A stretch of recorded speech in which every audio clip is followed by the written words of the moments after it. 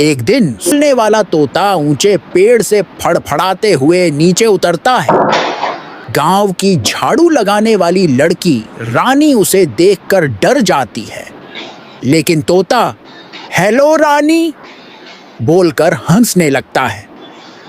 तोता उसे अपनी पीठ पर बैठने के लिए कहता है और दोनों आसमान में उड़कर पूरे गांव का चक्कर लगाते हैं।